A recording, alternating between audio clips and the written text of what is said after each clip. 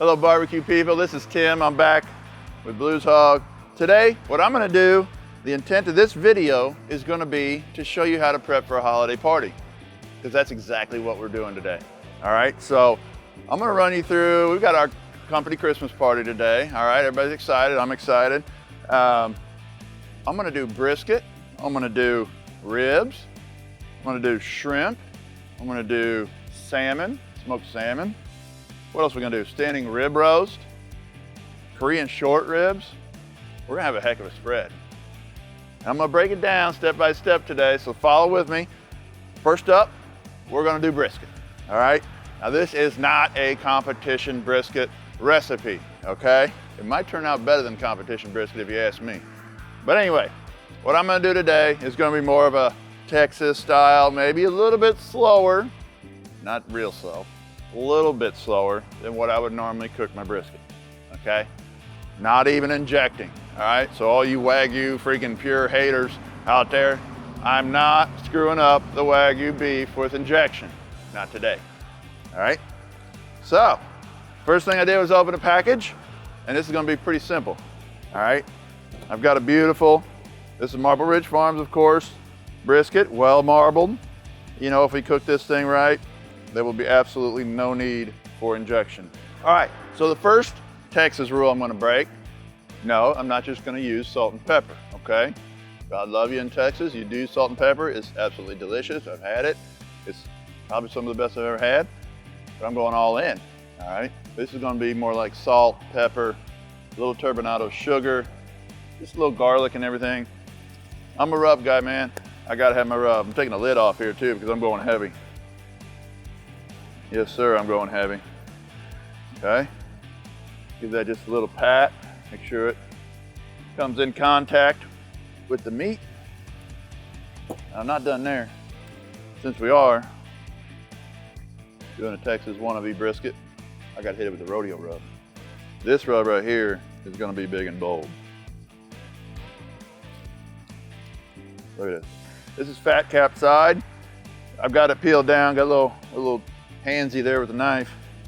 I've got it peeled down. Try to get your fat cap to about 1/4 inch or so, 1/8 inch would be fine even. Back with the rodeo. I had a little bit of coarse black pepper sitting around.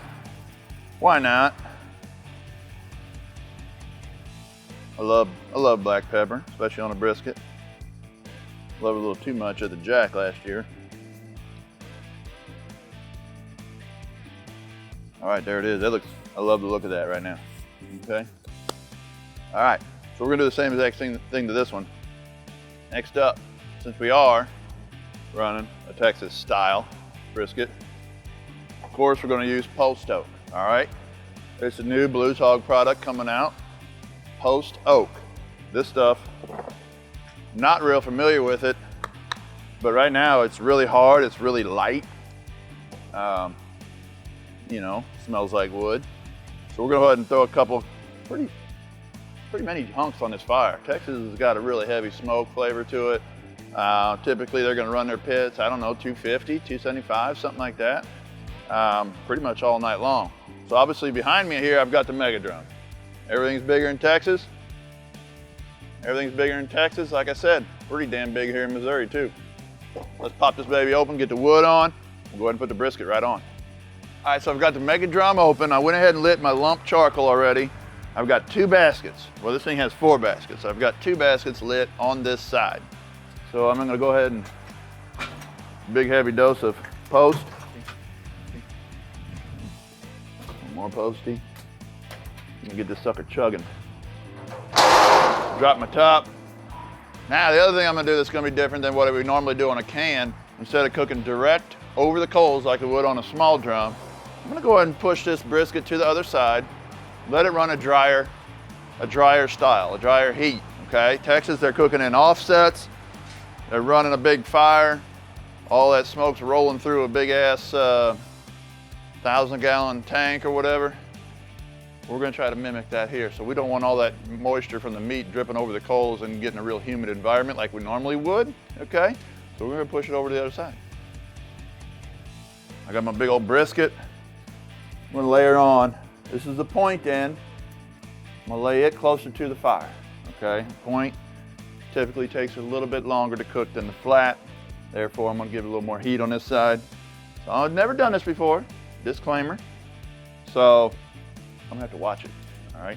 If it gets too hot, I'm gonna push it over this way. We need to slow it down a little bit, push it over this way. Need a little more heat, get a little closer, okay? All right, so I've got this also, the difference, I've got this fat cap up. Normally we cook fat cap down because all the heat from the drum is coming up from underneath. We use that fat cap as a layer of protection for the meat, yada, yada, yada. Flipped it over, fat cap up, see what happens. All right guys, I'm back here with a holiday prep, party prep. We've got a brisket on, a mega drum, and I'll be darned if it ain't running. Exactly, 275, 300, what we were looking for. All right, we got it offset, so don't worry about it burning. So next up, we're gonna take a stroll through Memphis, somewhat. Once again, we're gonna break the rules. You know, if you would go to Memphis, Beale Street, or anything like that, you'd probably get a baby back rib or a loin back rib, whatever you wanna call it, okay? I've got spare ribs, okay? I prefer spare ribs over loin backs typically. So what we're gonna do today is more of a Memphis style dry rub rib. All right, so basically I've got my spare ribs here. I'm really not doing much of a trim. This is not a competition trim. This is an eaten trim and an eaten rib. So first up, I'm going with all in. This is all purpose. It's gonna hit me with salt, sugar, coarse black pepper, a little bit of garlic. These lids have got to go. Why do we put lids on these things? All right, good heavy dose of that. Now this dry rub, we don't give enough props. This is a Tennessee, you know, Jackson, Tennessee is about 45 minutes from Memphis. That's where Billy grew up. He created this dry rub for ribs and whole shoulders. And this thing right here, you go anywhere, you go down to Rendezvous, you go anywhere down there on the Beale, you're gonna get a dry rub that tastes very similar to this. Paprika. Gonna give it a beautiful color. Tap that in a little bit, flip it. Can't help myself, I gotta trim a little bit. We're back with the all in. Nice. All right, I like the look of that. Get your kind of salt, your base layer down. And this rub right here now, a little bit goes a long way, right? So I'm just gonna give it enough to color it up. Get some of those whole mustard seeds on there. That's a Memphis staple. A little bit of thyme, chunks in there. Look at that color. It smells really good too. All right, check that out. Dry rub. Now when these are done, no sauce is gonna happen today. I know, that's breaking the rules around here too. I'm not breaking rules, chef. No sauce is gonna happen today. It's gonna be on the side. When these are done, take them out. Take a little bit of this in your hand. Give them a dry dust. It's gonna be money. All right, let's get these on. I got a couple slabs here. I'll go ahead and do the same process on all of them. All right. Let's get these ribs on. Gotta be quick in here. Fire's getting going.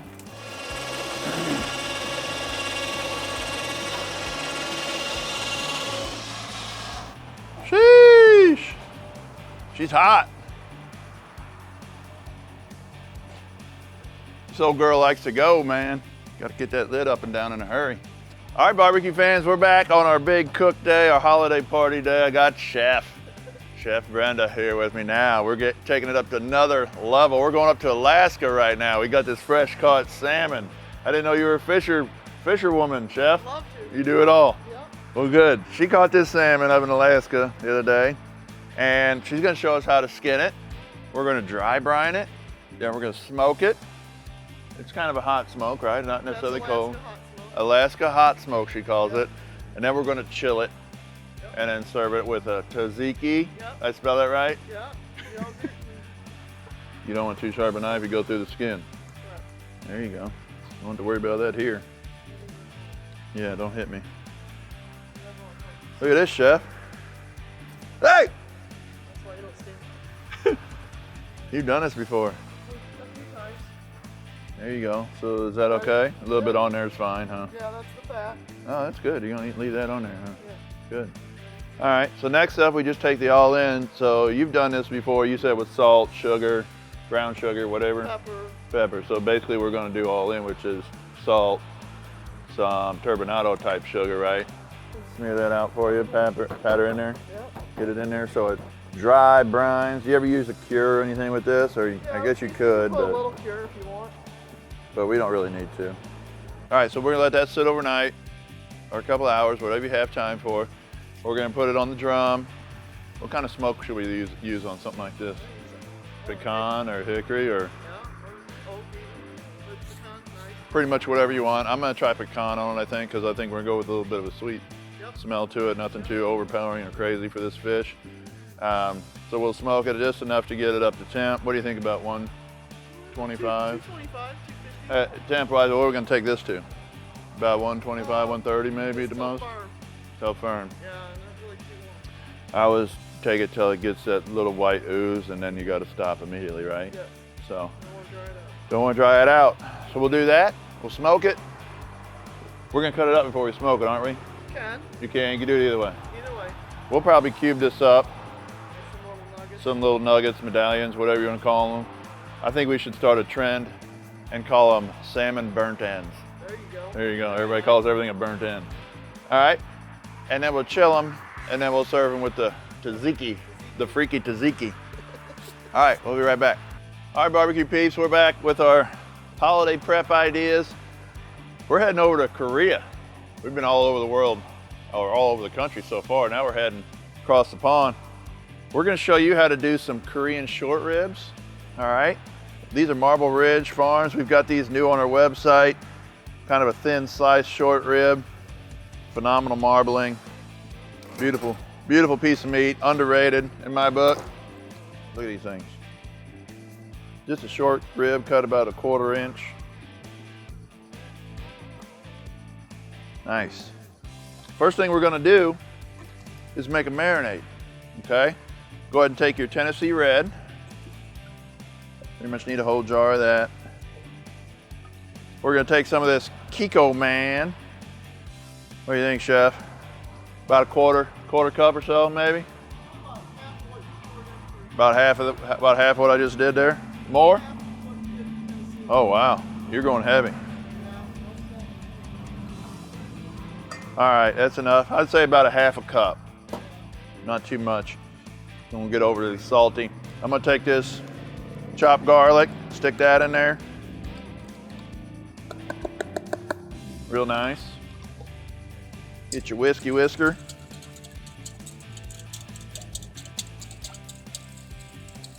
I'm gonna stick my finger in it. Wow, that's good, Chef. That's really good. I'm gonna dump this on the meat and let that soak overnight. Okay? Nice little marinade. Changing my gloves since I licked my finger. Get the police on me. Mix this in. Could do this in a plastic bag or whatever. Just make sure we get good contact with everything. Let that soak up all the flavors. That's got a nice flavor, Chef. The Tennessee Red gives you a little sweet, a little red pepper heat with that soy and garlic. That's gonna be nice. All right, let that sit in your fridge overnight if you can. A couple hours minimum. We're gonna come back, hit it with a little more, not your mommy's with mommy, truffle chop. Give that a little dust. We've already got a lot of salt on there, so we won't go too crazy, but this will be a nice compliment. Get these herbs, get that truffle in there, get some nice flavor. We're gonna go ahead and put them on the drum. Kind of a hybrid grill / smoke deal. Might take, depends how tender you want them. 30 minutes to an hour. Get them right. Chop them up. Be a nice little appetizer for us. We are now, I guess we're in Missouri because that's where this thing came from here, the standing rib roast. This is gonna be one of the main entrees tonight for the party, obviously. Check this out. This is a Wagyu, homegrown, Marble Ridge Max standing rib roast. Phenomenal marbling, just beautiful piece of meat. So this is a standing rib roast since it has the bones in it. It's standing, okay? A prime rib would be the same cut of meat without the bone, all right? So you can do them either way. For our presentation, we are going to do the standing rib roast. It's gonna look a little bit neater. So the first thing I'm gonna do is take some of this, a little bit of this excess off, fat. You don't have to take a lot. Some of that on there is gonna be some really good flavor. It's gonna melt. This Wagyu fat is the best part. Definitely save that, use it for something else. Because it is tender, soft, flavorful, the whole deal, okay? I'm just gonna trim it down, more of a presentation than anything on this thing. That's about it. Okay, this here might have some silver skin on there. You can take it off if you want. I am going to leave it on. All right. So this is gonna be pretty simple. A little hunk of fat there. Pretty simple process. We're gonna dry rub this. And what we're gonna use is bold and beefy, okay? Can never go wrong with bold and beefy. And you can definitely put a heavy dose on. This is a huge hunk of meat. You're never gonna flavor the whole inside. So we're also gonna hit it with some truffle and chop. Bring that umami flavor. It's got a little more herb. Got kind of that traditional prime rib look to it also, where you've got a little more coarse granule. You've got more herbs in there. You got that truffle going on, so you're gonna get some umami flavors. This is gonna be something else. Problem is, you need to let this sit so it bonds a little bit. You can let it sit on the countertop. Let it warm up a little bit. Let that start going in there. Do this the night before if you want. You can see I just lost most of it on the flip. It's okay, we'll put it back on. Get the beefy on there, get the truffle on there. Okay. Falls off, keep putting it back on. Some people like to use an oil. I would use maybe a truffle oil or anything like that. Olive oil if you wanted to help make it stick a little bit better. We've got some beef tallow we could use for that.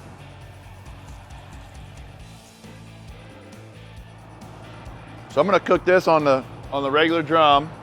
I'm gonna do it a little bit different than what I've done before. So before I've always done like a lower, like a 225, 250 smoke on it and then hit it at the end with like a reverse sear. I'm gonna do it different this time. I'm gonna do a reverse sear, which is actually like a regular sear, if you really think about it. I'm just gonna hit it at 500 right off the bat. Let it get all nice and roasty and toasty. And then we're gonna go ahead and clamp the lid down and let it ride out until the internal temp of this roast gets up to about 128, all right? That's what I'm looking for. And then we will let it rest.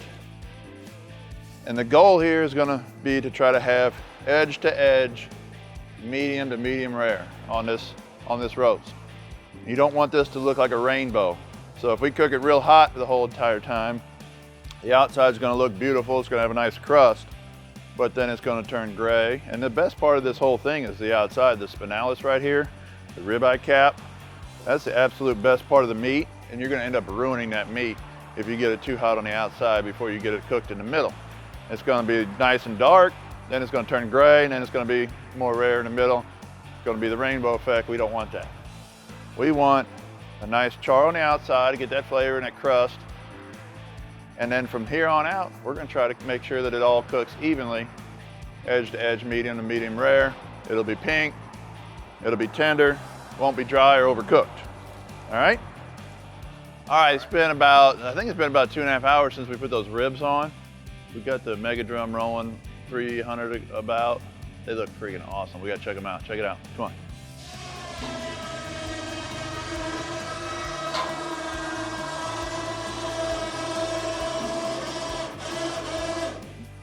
Are they tender? With a break apart. Yeah, they're practically done. All we're gonna do now, look at these babies, man. Not quite there. Wait, hey, one at a time. Here you go, Ruby. We're just gonna put a little of this tallow in this paper. Okay. And it's gonna be kind of like our glue for our butcher paper or whatever. I'm gonna wrap these babies up. We're gonna set them back on. Ready, Joe?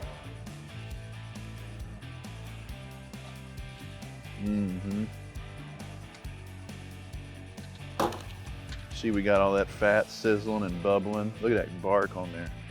That ain't burnt, that's bark, baby. Told you right now, told you before, this is not competition barbecue. This is eating barbecue. I mean, if I eat ribs, I want some bark.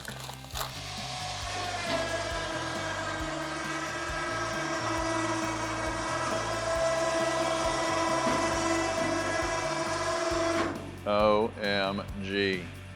It looks so good. Why do we not do this all the time? Would you look at her? Now look, we went about, what did we go, about 3 hours? I think we went about 3 hours on the Mega Drum. Running a pretty strong 3 every once in a while. I'm telling you what, that color to me is amazing. So now, you know, we're trying to do a little Texas imitation here.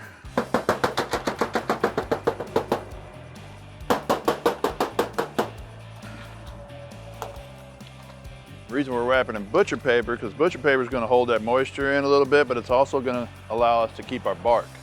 So like when you wrap it in foil, all that liquid and everything just stays in there and steams and tends to smudge up and ruin your bark. So butcher paper is going to breathe a little bit more. Not going to hold quite as much liquid in the bottom of it like foil does, but we're going to get our bark. We're going to keep our bark the way we like it here. So see how this works. And I know, I'm definitely not doing it right, not wrapping it right, whatever.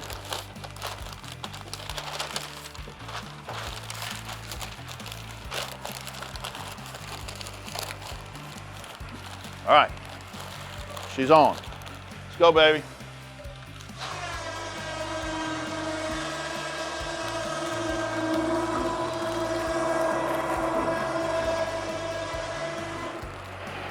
These bad boys back on.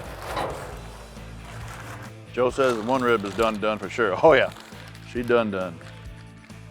We went over that one. But look at this butcher paper. Look how beautiful that bark is still. All right, and that is perfectly done, like you wouldn't believe, a little over. It's gonna be good eaters. Okay, we're just gonna let these rest. Let them cool a minute, let them rest. We'll put them in the Cambro. Oh my word. Yeah, buddy. I smell that original rub on there. It's got a unique smell. That one there is perfect, look at that. Time that rest, it's gonna be right on the money. All right guys, we're back with the standing rib roast. We got it all seasoned up. We used bold and beefy in the rodeo rub. So I've got my drum, about 400. So what we're gonna do here, I've got the drum running hot. I'm gonna try to get a little bit of a sear on the outside of her. Okay, get it popping, get this fat bubbling a little bit, get some of that crust going. Then we're gonna move it over to the cooler drum and let it kind of slow roll so it cooks evenly throughout, all right? Cross our fingers, maybe this will work. You hear the sizz? Sizz is the biz. All right, here we go. Now that's not gonna take very long, okay? We're gonna let that thing run about 450, probably 5 minutes or so maybe. Then I'm gonna check it, flip it, get the other side going, get that crust going, then we'll let it roll. All right guys, it's been like 5 minutes here. I wanna check this standing rib roast. Pretty sure it's time to flip. Can't tell from the top side, I guess we'll flip. Take it, Joe. OMG. Absolutely perfect. Look at her dancing. That's what we want. That was perfect flip. 5 more and we'll check it again.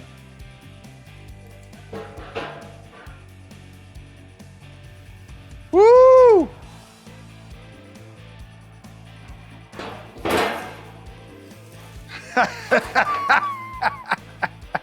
Do not try this at home. So what you saw right there is what happens when you go about a minute, minute and a half too long on your hard sear. You gotta watch it. I told you gotta watch it. We didn't watch it, all right? You got a little extra on the fat cap. Don't worry, it's gonna be fine. Christmas is not ruined. Everything will be fine. We got it over here on the cooler drum now. Look how toned down she is.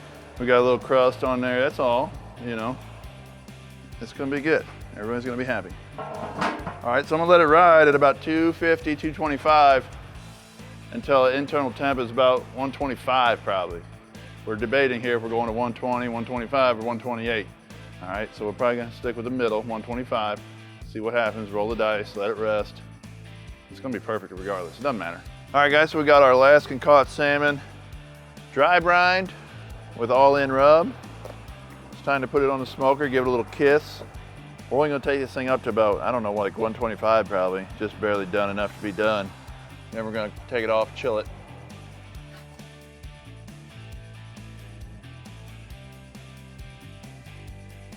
All right, the Alaskan caught salmon is here, and it seems to be done. Yep, it's perfect. I'll tell you, this is why you should have cut it up into burn ends. But it's 125 degrees internal. You don't want to go over that, it'll start getting dry on you. But right now, we're gonna put that in the cooler, let it chill. You could slice it up at the end, make little appetizers, whatever you want to do with it. Actually, you can do whatever you want with this meat. It's just good, cooked, smoked salmon. You can use it for your salads, use it during the week, hors d'oeuvres, appetizers, dips, whatever you want to do. We're gonna stick it in the fridge, let it cool down, and deal with that a little bit later on. Make sure it's dry. Should dry out in the refrigerator, but if not, you need to put a little fan on or something, let it dry up a little bit. But that's really about it on that. We'll show you the presentation later on. Now it's time to get to the short ribs. All right guys, we've had these short ribs soaking in our Tennessee red, our soy sauce, our garlic. Now it's time to get them cooking. I'm gonna do like a medium, like a hybrid cook on these. It's gonna be about 300. These are gonna be really well marbled, so you gotta watch it. We already had Joe burn the hair off his arm once today. We don't need that happening again. If they do start to flare or get cooking too fast, we're just gonna take them off and wrap them up and let them finish tenderizing so they don't drip too much over the coals. That's gonna be a game time decision. A couple more of these bad boys. I'm putting a little truffle and chop on them, get a little more extra umami flavor on there. It's gonna be something else. All right. Did that, Joe, and then we'll check them here in just probably 15, 20 minutes probably. All right, this prime rib has been fighting us all day. You can see we got plenty of smoke on him.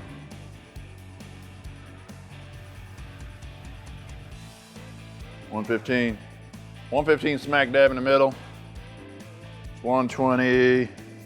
Yes, more down on the edge. Taking him off. I'm gonna let him rest. Bring that pan over here, Joe. We're gonna let him rest. That middle is gonna come up to temp nicely. We had to run a little hotter on the outside. It's gonna bleed into the middle. Everything's gonna be perfect. Look at the color on that baby though. Come on now. A little extra on the bottom. I think it's perfect. Look at her dancing. Actually smells really good. Bones got a little dark. You guys get fancy. You chefy chefs out there, you want to wrap those bones up, you go right ahead. I ain't eating them. I ain't wrapping them. I'll let that guy rest. Check the brisket. I think it's done.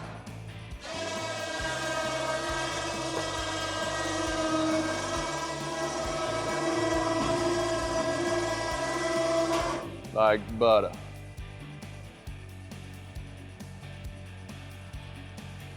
$212, $213. In like butter. She's done. Oh yeah, she's got the jig. Slide her over. Just let her sit right there. It'd be fine with me, Joe. Clamp her down. Let that rest. Clamp it down. Game over for that one. Slice it up in about 2 hours. All right, we've got our short ribs on. They've been on for about 15 minutes. Joe's got his glove on. He's gonna give them a flipsy. Getting a little color on them. I'm gonna spread them out for you, Joe. Those are gonna ride for another 35, 40 minutes. Still tough. We're gonna get a little sizzle on them, get them crispy.